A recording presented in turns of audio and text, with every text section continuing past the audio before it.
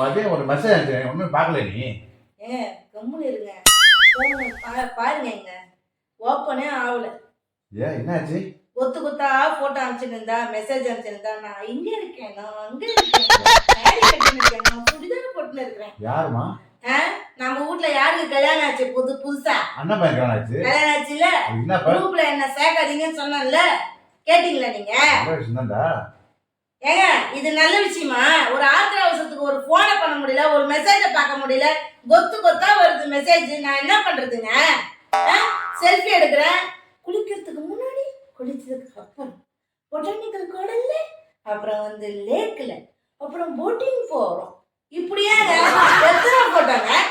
நாங்க சுடிதார்ல, சாரியில, அப்புறம் சாப்பிட்டதுக்கு அப்புறம் இப்படியே எடுத்து போட்டோம்னா என்னங்க ஆகுது?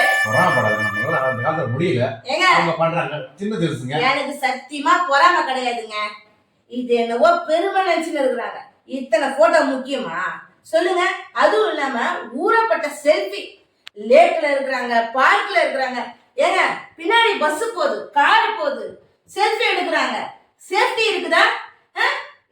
இப்படிதான் பாத்தீங்கன்னா ஒரு பொண்ணு ஒரு ஜூ இடத்துல போயிட்டு நின்னுட்டு போட்டோ எடுத்துருக்குது. இன்னொரு பொண்ணு 2 பேரும் போயிட்டு இருக்காங்க. ஒரு பொண்ணை நிக்க வச்சு போட்டோ எடுக்குது.